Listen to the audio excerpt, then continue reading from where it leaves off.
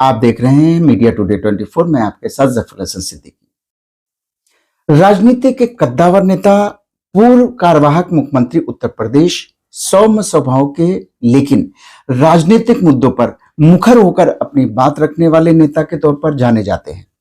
हम बात कर रहे हैं डॉक्टर अम्मार रिजवी की, जिन्होंने आज आपने बिना लाग लपट के अपनी बात रखी, चाहे वो उर्दू जुबान यानी उर्दू भाषा पर हो, उर्दू को यूनों तक ले जाने की हो, और चाहे शहीद अब्दुल हमीद स्कूल का नाम रखने की बात हो, और चाहे 5वीं इंटरनेशनल कॉन्फ्रेंस की बात हो, या उत्तर प्रदेश के विकास की, सभी मौजू पर आपने अपने मन की बात रखी और यहां तक कहा कि यूनाइटेड नेशंस की कार्रवाई उर्दू में होनी चाहिए। आइए देखते हैं। उर्दू को हिंदुस्तान से और हिंदुस्तान को उर्दू से अलग नहीं कर सकते। उर्दू है जिसका नाम हम ही जानते हैं दाग, उर्दू है जिसका नाम हम ही जानते हैं दाग, हिंदुस्तान में धूम हमारी ज़बान की है। तो ये बात आपकी बिल्कुल सही है कि हिंदुस्तानी में पैदा हुई। उर्दू को अगर कोई मुसलमानों की ज़बान कहे तो उसके लिए मैं ये सिर्फ कह सकता हूँ कि शायद पूरी तारीख का पता नहीं है। अफराक गोरखपुरी कोई मुसलमान तो थे नहीं। संस्कृत और फारसी एक है, ये दोनों सगी बहनें हैं। ना आप संस्कृत को हिंदी से अलग कर सकते हैं, ना संस्कृत को आप उर्दू से अलग कर सकते हैं, क्योंकि उर्दू की और हिंदी की माँ जो है वो संस्कृत है। तो जबान जो है वो किसी मजहब की जबान नहीं होती, जबान जो बोले उसकी हो जाती है।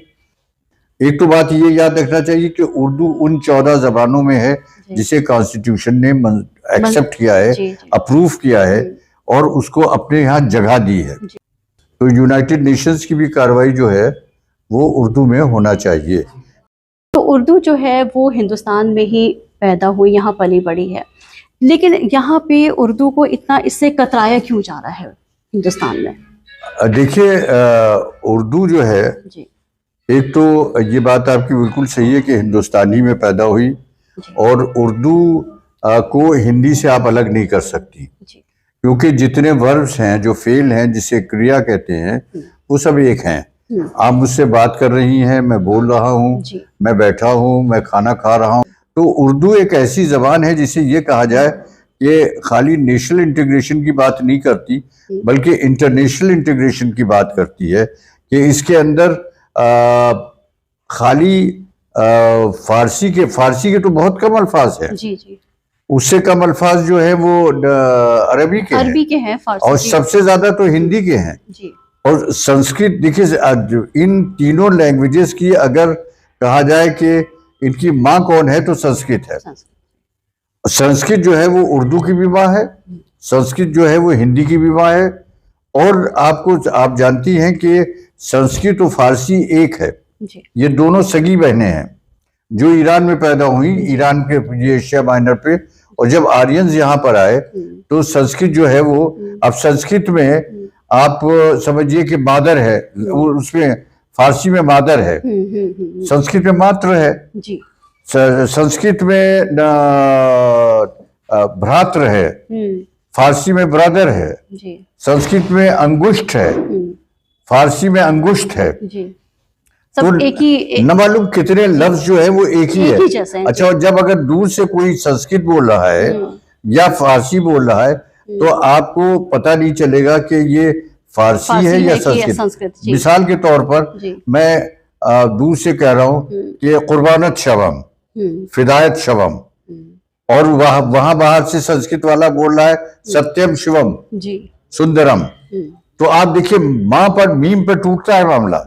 तो जबान जो है वो एक है। तो ना आप संस्कृत को हिंदी से अलग कर सकते हैं, ना संस्कृत को आप उर्दू से अलग कर सकते हैं, क्योंकि उर्दू की और हिंदी की माँ जो है वो संस्कृत है। हम लोग जो रोजमर्रा की जो लैंग्वेज होती है, जो सुबह से रात तक हर आम हिंदुस्तानी बोलता है, उसमें उर्दू मेरे ख्याल से 50% तो उर्दू का भी इस्तेमाल करता है। 50% उर्दू का इस्तेमाल करता है। और बहुत सी, अब जैसे अंग्रेजी का लफ्ज है बोर्डम, अंग्रेजी उर्दू ने बोरियत कर दिया। अब स्टेशन है, उर्दू ने अडॉप्ट। उर्दू की सबसे बड़ी जो क्वालिटी है वो ये है कि उसने हर जबान को, हर जगह की जबान को उसने अपने में ऐसे ले लिया कि जैसे इसी का हिस्सा हो।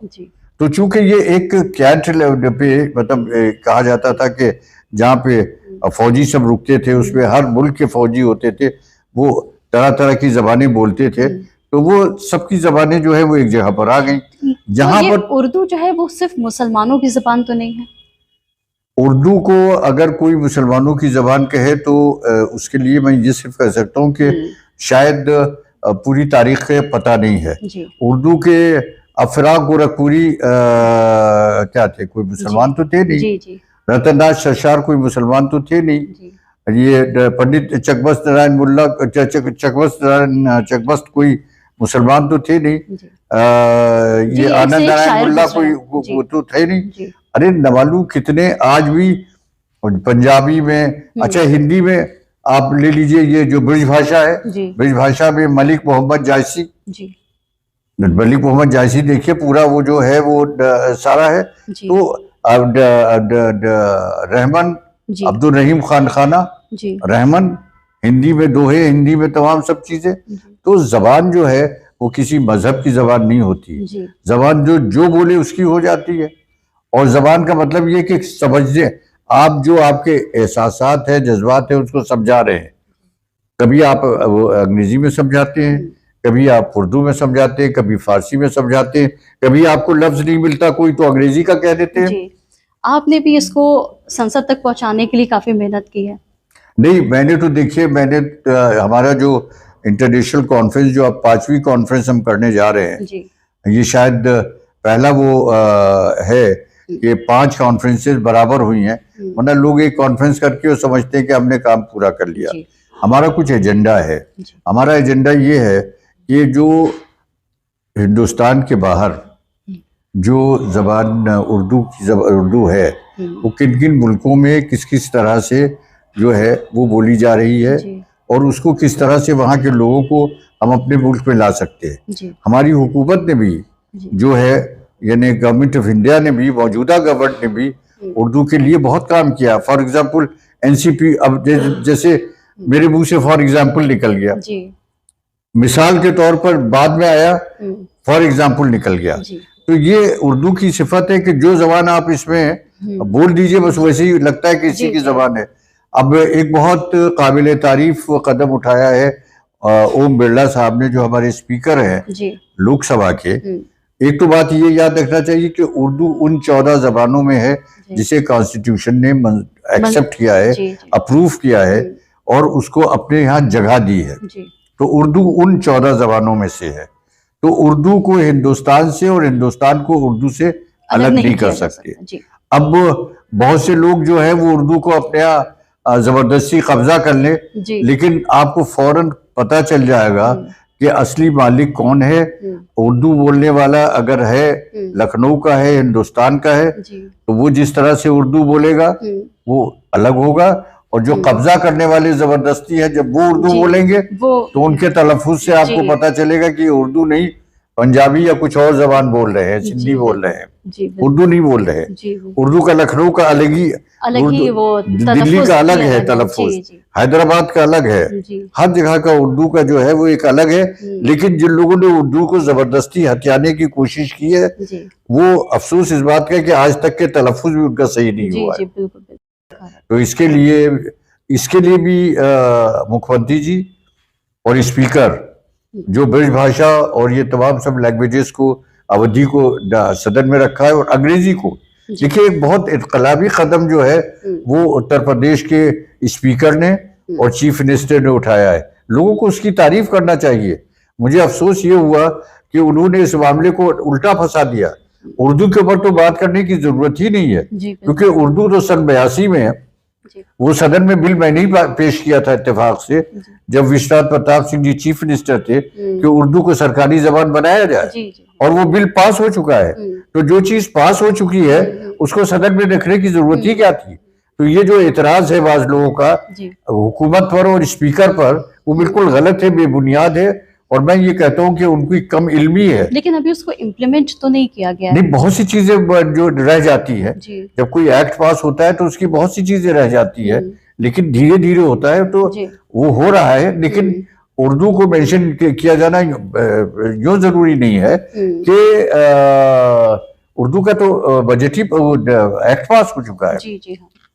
इन जबानों को लाना जरूरी था और अंग्रेजी को लगा के बहुत बड़ा काम किया है। जी क्योंकि अभी आपका जो आप सुनिए, दुनिया का हर छठा आदमी हिंदुस्तानी है, बात याद रखिएगा, हर छठा आदमी हिंदुस्तानी है। भारतवर्ष का रहने वाला हर छठा भारतीय जो है, हर हिंदुस्तानी जो है, वो यूपी का रहने वाला है, जी यूपी का रहने वाला है। और यूपी की जो विधानसभा है वो बहुत बड़े बड़े मुल्कों के हाउस लेजिस्लेचर्स जो है उनसे बड़ी है।